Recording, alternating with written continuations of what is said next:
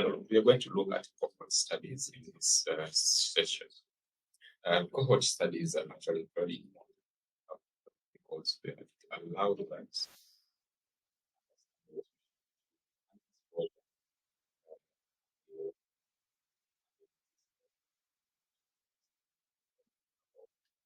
an exposure. We are meaning things like, for example, risk factors, for example, smoking. That is an exposure. It could be an exposure to environmental toxins. It could be an exposure because of genetic factor.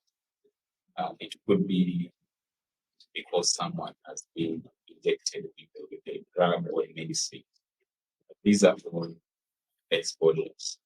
And then when we talk about disease outcomes, we are referring to the disease that actually involves as a result of this exposure. So we want to understand whether exposures associated with occurrence of particular health conditions. So we can use cohort studies to investigate this. So we basically follow up a group of individuals who have been exposed, and then those who are not exposed, and see if they will, who and or how many of these will actually involve a disease of interest. So, for example, if you have people who are smoked, and then those who are not smoked, and then you study them and see who will develop lung cancer and who will not, and then you compare the numbers and come up with an interpretation of whether smoking increases the chances of developing lung cancer or that not. So we can either follow individuals going forward, or so if it's forward, it's basically prospective. If it is looking at the historical perspective, then it is retrospective. But we shall look at the details of it strategy. So the people that you recruit into a cohort study, they should be individuals that have the exposure of interest, and also those who don't have the exposure of interest. So therefore, you have two groups of people: those who are exposed, and then those who are not exposed. So, for example, those who smoke, they're saying that they're exposed, and those who are not exposed. So you look at these groups of people, study them all the time, and then see whether they will drop the incidence of interest. In that case, could be. So prospective is when you start with the people when they don't have the disease of interest. Then look at them for follow them and see if they will develop the condition. And then retrospective is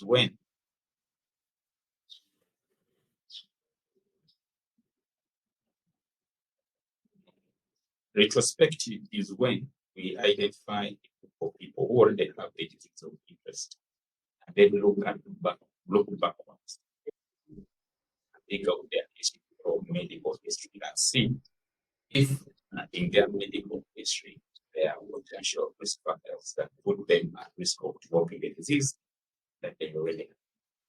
But we can also decide to look at this group of individuals going forward and take them backwards at the same time. And when we do that, that is respective cohort studies. So we have what you can call historical cohort studies that are well known. John Grant conducted one of the first cohort studies, and he was actually investigating mortality rates in London. The Framing Up study is actually one that has taken place for started in 1948, and he has been looking at cardiovascular conditions. He has provided us with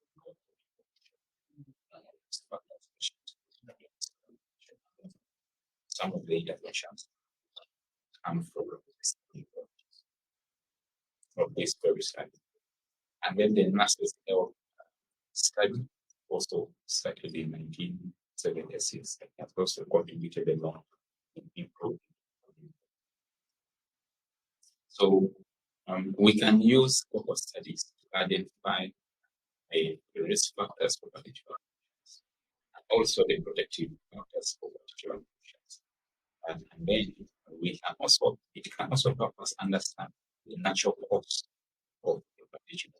So we are able to know that if you are exposed to a particular condition, a particular risk factor, you are likely to develop a particular condition within this particular duration of time. So it gives us an understanding of how a particular disease actually manifests and how it actually progresses.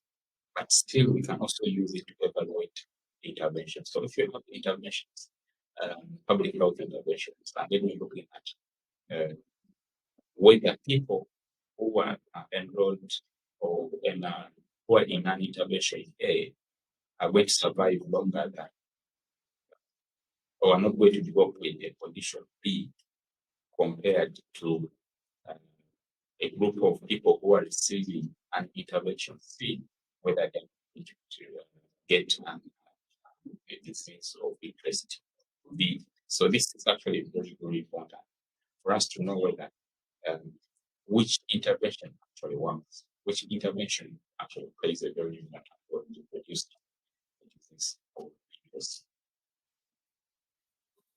So how do you collect the data? Of course, you have to categorize people on whether they have a risk factor, or they are already exposed or they are not exposed. Okay, and then after identifying that exposure status, now you can now continuously collect data at particular intervals and see amongst the populations that the participants that are in your study, how many of those are actually going to develop the disease of interest. So it is very, very important. Cohort studies on collect data at intervals that are actually reasonable in any disease that is under investigation. For some diseases, may take long to manifest. Therefore, you cannot, if the duration of data collection is very short, then you may not have results. So you can collect this data by asking people about their exposures, and then perhaps you can go to their medical reports and look at the risk factors that they possess, or perhaps conduct measures in the laboratory to test for biological biomarkers. Biomarkers are molecules that can tell us the risk that someone has in developing a particular condition. So we can test for biomarkers. We need to have the appropriate size of the appropriate sample size, because if we don't have adequate sample size, it means that we will not be able to detect whether the risk factor is actually protective or it is actually increasing the risk of developing a particular condition.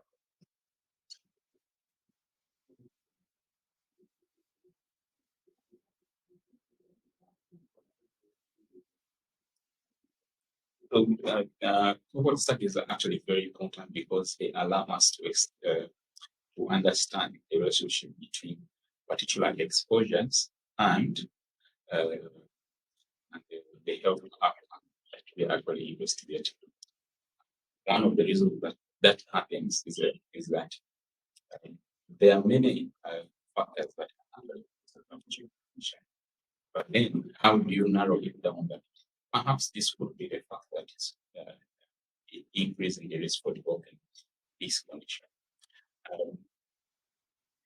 The concept of temporality actually helps to explain this, and cohort studies actually have this property. This is because if a disease happens after the effect, then most likely it's that the effect is causing the disease. But if the disease occurs before the effect remains, there's no temporal relationship there. So therefore, we cannot conclude that the effect is the one which causes the disease. So since we recruit people into cohort studies when they don't have the disease, but they're now exposed to much of the infection. So when they get the disease, we can draw the conclusion that the disease is because of the exposure. The other aspect is that we can also be in position to control confounding variables or confounding factors, because we understand that certain conditions have multiple risk factors. So we may not understand which risk factor is actually contributing to which problem. If we control the confounding factors, the other factors that may have an influence on the health outcome of illness, if we control them, then we are likely going to get good results from cohort studies. The cohort studies also allow us to control confounding factors. And then the other issue is that cohort studies provide us information on the natural cause of disease. This is because we are using instance as one of the measures in our study, in collecting or in analyzing that. So it therefore provides us very good information on which or on what duration the disease actually takes to start to manifest in a human being. So it is actually very, very important. And gives us information on how the disease progresses, natural history.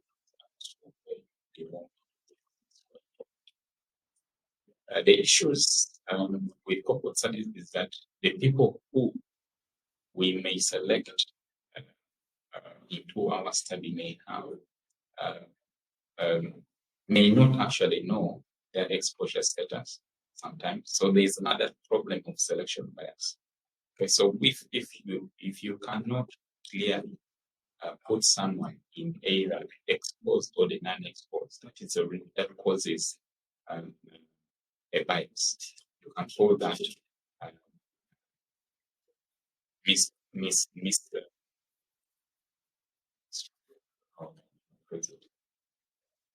misclassification bias. This can actually be a misclassification bias. So the people that we select to either the exposed or the non-exposed need to be carefully selected so that we don't have errors associated with selection bias. And then we look at the concept of people dropping out of the study that affects final results. And then we have the concept of reverse causation, where we're looking at the exposure, critical number 5,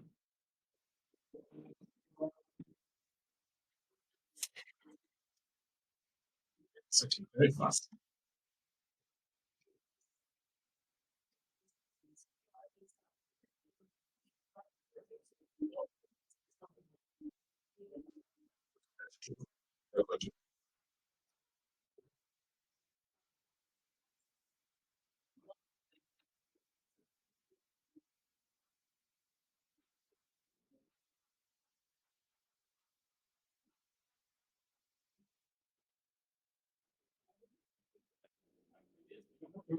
That should be fine.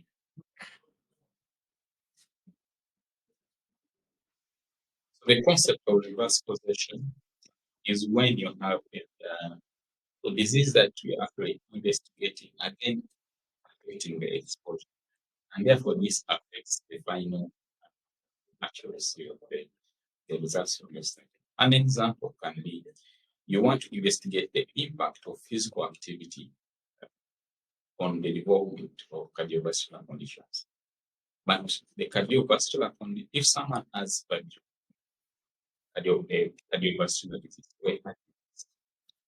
it is going to affect their level of physical activity. And then for you, you may interpret that the person's physical inactivity is the one with the cardiovascular condition, but instead it is the cardiovascular condition which actually affects their level of performance of physical activity. And then temporal ambiguity. This occurs when we are not very certain on whether the exposure happened fast or the disease happened fast. So which one happened fast? This may not be easy to predict for certain conditions, and this may also affect the final results of the study. So if, for example, you have followed up individuals for a given period of time, and you want now to analyze your data, one of the commonest calculations that you perform is what you call the risk ratio. This one calculates the ratio of this exposed to divided by the instance that is in the unexposed. This is to say that out of those who smoke, how many people get this? Okay. So the number of people who got the disease, okay, who are smokers, divided the total number of people that you investigated. Okay, so you have that division. And then the other division is the number of people who don't smoke, who got the disease, divided by the total number of people that you investigated. So you have two answers. The first answer, then the second answer. So you're going to try the first answer divided by the second answer. So the example is here. If we follow up a group of 100 people for over 10 minutes, out of the 100 people, 10 develop cancer. Okay, I mean 100 people develop cancer. Okay, let's use this example. We have a group of people that we followed for a period of 10 years, and these people, 10,000 people, we find out that 100 of these people smoke and they develop lung cancer, and then only 50 people who do not smoke develop lung cancer. So you can calculate the risk ratio for this. So you get there are 100 people who smoke and they go to cancer, divided by the people that you actually investigated. So you get okay. The second, the people who don't smoke, the people who don't smoke and go to cancer, divided by the 10,000 people investigated, and then you get the answer of 0.005. So you divide the 0.01 by 0.005. The answer is 2.